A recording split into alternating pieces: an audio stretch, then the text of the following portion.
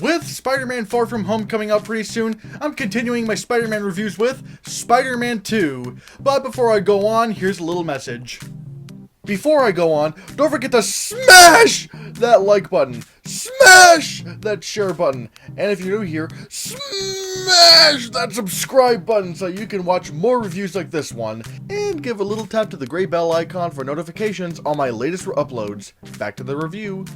Spider-Man 2 is the sequel to the 2002 hit Spider-Man, and this time it's about Peter Parker trying to get along with life, trying to get jobs and whatnot, and he has his own apartment. All the while, he meets up with Dr. Otto Octavius, who becomes the villainous Dr. Octopus, or Doc Ock. He has to struggle with that, Mary Jane, Harry being a dick, and also his powers going away for no reason. Now, this is still considered by many to be in like their top 10 best comic book movies ever made. I mean, really, people love Spider-Man 2. And seeing as how I didn't like the first one, what do I think of this one? In some ways it's better, and in some ways it's worse. Here's what I think is overall better. For one, the visual effects and action sequences are stepped up to 10. Oh my god, the visual effects still look incredible to this day. Hell, out of the 3 nominees that year for Best Visual Effects, I agree that Spider-Man 2 should have won. Luckily it did, because the visual effects in the film are absolutely incredible, and like I said, they still hold up today. And the action sequences are out of this world. Like, do I even need to go on about the train sequence? It's perfectly paced, the visual effects are absolutely amazing, just the intensity just stacks up on top of another bit of intensity. It's just an overall incredible action sequence, and maybe one of the best action sequences in comic book history. Also, I think the acting is better. Remember how I said that I thought Tobey Maguire was kind of bland in the first Spider-Man? He's a lot better in this movie. He's given a lot more emotionally to do, and everyone plays their parts really well, especially with J.K. Simmons as J. Jonah Jameson, who really, in this whole trilogy, he can never do any wrong. However, what's worse about this movie than the previous film is that the characters are fucking idiots. Like, wow! I don't know that much about the writer, Alvin Sargent. I think that's who wrote this movie. And look, yeah, I know he died this year and that's sad, but I'm just judging his writing in this film. Not him as a person, but his writing in this movie is absolutely atrocious. Like, it's unbelievable. And I'm shocked that many people still think this is one of the best comic book movies ever made, because there are so many logic problems in this film. And admittedly, it's going to be really hard to talk about this movie without spoilers. If you don't want to hear all the spoilers, which is probably going to be the majority of this video, then click to this part right here, this little timestamp. At that point, I'm pretty sure I won't be spouting out any more spoilers. I just have to talk about these issues, and I can't without spoilers. So, you've been warned. I will say that overall, I don't like this movie. I think it's one of the most overrated movies ever made. Comparatively, when you see how much people like this movie and how much I dislike it. Like, it's maybe in the top 5 most overrated movies ever, in my opinion. But regardless, spoilers starts now. First, let's talk about Harry Osborn and what an idiot he is in this movie. For some reason, he believes that Peter Parker knows who Spider-Man is just because he takes his pictures. That's really dumb logic. Like, for hypothetical sake, let's say I took a picture of George Clooney on the red carpet for some movie premiere or the Oscars or whatever. That'd be like you accusing me of knowing who George Clooney is on a personal level just because I happened to take his picture one time. Like, no! That's so stupid! Like, what kind of logic is that?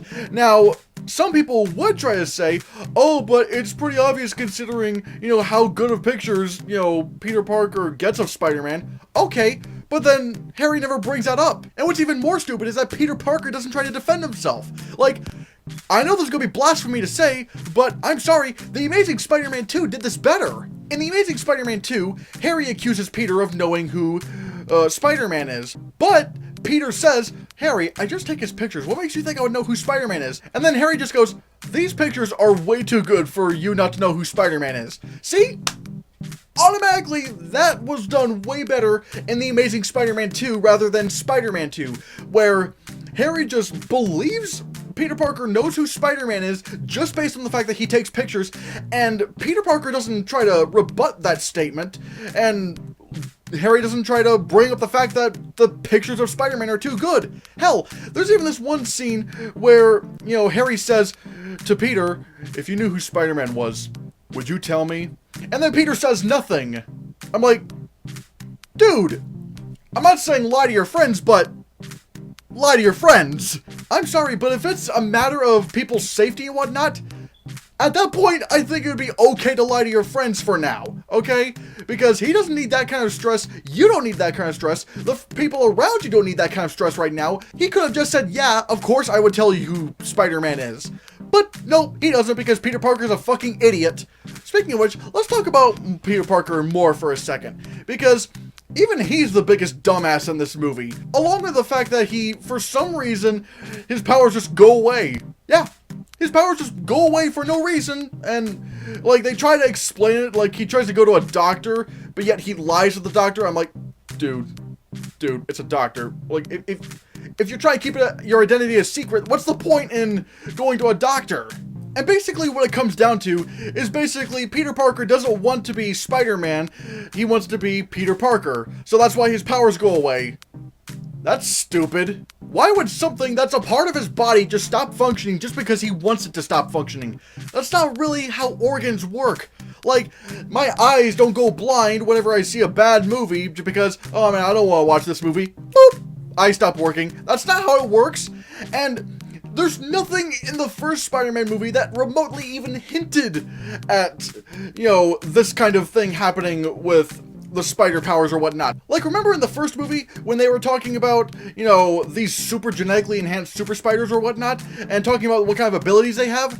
They sure didn't say that the power to have your powers go away because you deep down don't want to be with those powers. Like, they never said anything about that. So really what this movie was just doing was just pulling some random plot device out of its ass to try to make a conflict. And then the movie, for some reason, tries to say, oh, we all have a choice, and Peter chooses not to be Spider-Man because of this. Idiot! It's not a choice. If something of your body doesn't work, it's not a choice. Like, people in wheelchairs don't choose to be in wheelchairs because their legs stop working. No! They have to use wheelchairs because they don't have a choice to use their legs. Like, it's not a matter of choice. This movie is trying to illustrate that Peter is choosing not to be Spider-Man anymore because he can't handle the stress of the job. When in reality, it's not a choice because his powers just go away. Like, if his powers go away, he can't be Spider-Man. So, right there's already a plot hole. It's not a choice. He can't choose to be Spider-Man at this point because, well, he doesn't have his powers. And they try to say that it's a choice, but it's not. Like, if you really want to pull this kind of thing where, you know, Peter Parker doesn't want to be Spider-Man anymore, how about you actually make it a choice? Maybe he still has his powers and whatnot, but the stress of the job and his relationships with his friends and family and all that is just so stressful while trying to balance out being Spider-Man to where he's like, I can't take it anymore. I can't be Spider-Man anymore. And he just chooses not to be Spider-Man. Like, that would be the actual choice. And it would actually be sensical. It would actually make sense. Oh yeah, and the whole powers going away thing, never mentioned again in Spider-Man 3. Nope, I guess it was just a one-time thing that he needed to learn his lesson over. And the worst excuse I have ever heard in my life to defend this thing is, oh, but Peter was sick. He was lovesick because he was keeping his love from Mary Jane. So that's why he lost his powers, because he was lovesick. I really don't think that's what they were trying to go for. And even if it was, that actually makes it even worse because you're pulling some Nicholas Sparks bullshit. And I'm not just saying that because Nicholas Sparks is in some controversial waters right now, but that would be the most ridiculous thing ever. Now let's talk about the scene where Peter Parker is late to Mary Jane's play, which I'm guessing is the importance of being earnest or something. I don't know. He gets in a wreck and he has to be Spider-Man for a bit because, I mean, hey, some Spider-Man stuff because, you know, there's crime and whatnot. And then when he arrives there, he can't go in because, you know, hey, he's too late and they can't open the doors once the doors are closed. Oh well. But then when he meets up with Mary Jane later, she gets all sad and she's like, why did you make it to my play? And what does Peter Parker do? He says nothing. Nothing! You know what he could have said? Look, Mary Jane, I was heading over to your play, but I got in a bike wreck because some goons just crashed into my bike while the police were chasing them. And it's not even a lie. He doesn't have to lie to Mary Jane. That's literally what happened. And he has the evidence to prove so because his bike's all destroyed. Like, why couldn't he just say, I got in a bike wreck and I couldn't make it? Again, these characters are so stupid. Speaking of characters, you know what's one character you probably forgot? Yeah, the astronaut guy who's J. Jonah Jameson's son, who's getting ready to marry Mary Jane Watson. Yeah. I completely forgot about this dude. What's his character? Like, really? Like, he only has, like, one scene where he speaks, and it's just towards Mary Jane and whatnot, and it doesn't do anything to develop his character. Granted, he doesn't have any character development, because they do nothing with him. Again, he's just a plot device to make Peter Parker go, ooh. Why not actually give him some development? Or hell, you could have set him up as Venom in Spider-Man 3. Because, hey, he's an astronaut, which, hey, you know, that would, you know, explain the whole space goo thing, the symbiote. That could probably get attached to his suit. And character-wise, it would make sense because Mary Jane leaves him for Peter Parker at the end of this movie. So now he has a motivation to go after Peter Parker. He has a motivation to go after Mary Jane. He has a logical reason to be Venom because, hey, he's an astronaut and he probably would encounter that space goo in this weird little universe. It would actually give this character a purpose in this series. But nope, he does jack shit in Spider-Man 2. Yeah, one of the top 10 best comic book movies ever, right? Now let's talk about Doc Ock. Doc Ock is a mixed bag for me in this movie because he does some things that are cool, and he looks cool. He does a really cool thing in the end where he sacrifices himself to become a better person again. But even he has some really stupid moments in this movie as well. Like, for one, he uses AI to control the robot hands, and he has this inhibitor chip in the back of his neck to make sure he controls the higher brain functions. Oh, but wait, when the inhibitor chip gets destroyed, the mechanical arms start controlling his mind. Oops, maybe you shouldn't have designed mechanical arms with AI capabilities. Like, we have mechanical arms today that you could maneuver with, like, you know, levers and buttons and stuff, and they don't require AI. Like, why couldn't he just do that? He could just have, like, a little desk area or whatever where he can control these things from a safe distance, and they could just do that shit. You don't, like, and all they do is just try to grab stuff or whatever, so it's like, why does he need to put AI in them? That's just asking for accidents to happen. Also, let's talk about this scene in the diner, where after there's this one stupid moment where Mary Jane is once again cheating on her fiance. Yeah, best girlfriend ever. And Otto Octavius throws a car into the diner because he needs to get tritium, but Harry says, oh, bring me Spider-Man so I can kill him and I'll give you all the tritium you need. Okay, so now we got that little thing out of the way. Yeah, Otto Octavius throws a car into the diner towards Peter Parker and Mary Jane, Peter Parker being the only guy who can bring him Spider-Man because that's what Harry said. So not only does he try to kill the one person he can try to get Spider-Man, not only did he throw it in an area where he couldn't have possibly known where Peter Parker was, and even if he did know where he was, there's no way from that angle he could be able to throw the car. But at the end of this little confrontation, he throws Peter Parker against a brick wall, once again assuming that he'll survive. And look, yeah, we know that Peter Parker is Spider-Man and he's super strong and whatnot, but Otto Octavius doesn't know that. For all he knows, he's just yeeting Peter Parker into a brick wall and killing him. And taking Mary Jane for some reason. Once again, making Mary Jane completely pointless as a character, other than to be Spider-Man arm candy. And now let's talk about Aunt May. Aunt May, for the most part, is pretty good in this movie. However, she also as well has a very stupid moment, where, for some reason, even though she's talking directly to Spider-Man, she can't hear her own nephew's voice. I'm like, really? How do you not know that that's your nephew? You raised him since he was a child. Now, some people would try to argue, oh, but she actually does know that Peter Parker is Spider-Man. No, she doesn't.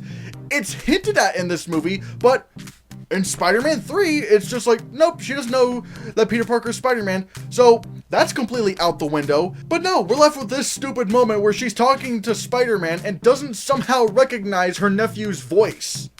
Again, one of the top 10 best comic book movies ever made, right? Now let's talk about after the train scene. Remember how I said the train scene, like the action sequence, was really good? Well, after that scene, we're back to stupid again because, you know, Peter Parker has his mask off, and Peter Parker's like, oh no, everyone can see my face. But then this happens.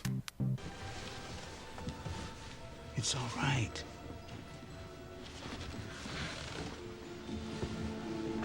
We found something.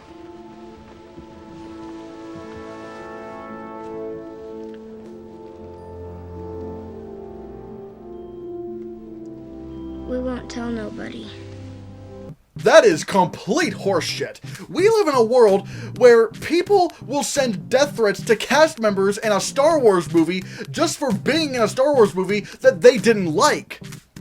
You want to try to say that, oh no, these people are so good that they won't tell anybody who Spider-Man is? That is complete horseshit. People are dicks. We are a horrible species who will backstab anybody if given the chance, especially if it's for our own personal gain. So anyway, when Doc Ock brings Spider-Man to Harry, and after he leaves and, you know, gets the tritium and whatnot, Harry goes over to try to kill Spider-Man, but then he sees, oh, it's Peter Parker. And then Peter goes, ugh, where's Otto going? And then Harry goes, Peter, you killed my father. And then what does Peter Parker do? He does the completely stupid thing and says, There are bigger things happening here than me and you.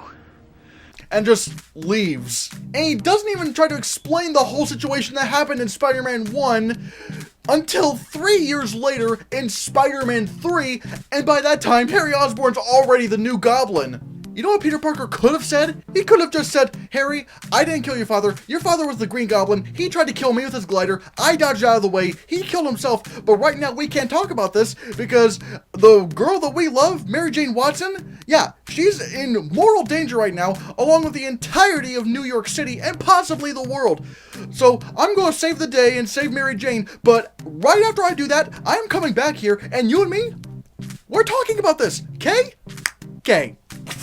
He could have just taken, like, a few seconds to say that. It wouldn't have taken long at all. And then right after he saves the day and whatnot, he goes back to Harry's place. They just sit across from each other on a table or across each other on couches or whatever. I don't know. But they just sit down and talk about the whole situation instead of waiting 3 years till Spider-Man 3 to tell him when it was already too late. He couldn't have just done that? That is probably the stupidest moment in this entire movie! But no, this is a top 10 best comic book movie of all time. Right? And just to wrap things up, you know, Peter Parker saves Damsel in Distress. Damsel in Distress leaves What's-His-Face to go be with Peter Parker, and they decide to be together, and Peter Parker still tries to be Spider-Man and whatnot. And also, for some reason, Harry Osborn is seeing images of his own father, even though he does not have the crazy serum yet. Yep, Spider-Man 2, everybody! Is this one of the best comic book movies ever made? The top 10 best comic book movies of all time? No, it is not! If anything, for me, it's one of the most overrated movies of all time. I cannot understand why anybody likes this movie. So yeah, I don't like Spider-Man 2. It has horrible character flaws that people just somehow seem not to notice, horrible plot holes that contradict everything in the film, and that's basically it.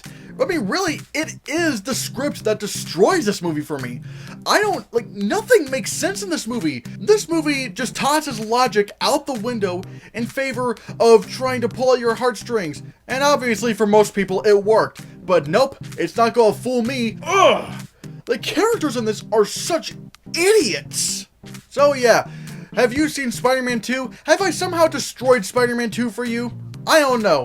Let me know in the comments below what you think. Thank you so much for watching. Give this video a like, share the video so that we can get the channel circulated. Don't forget to support my Patreon on my Patreon page, or if you can't do that, then consider supporting me through my PayPal donation button in the description below. And if you want to see more, click this.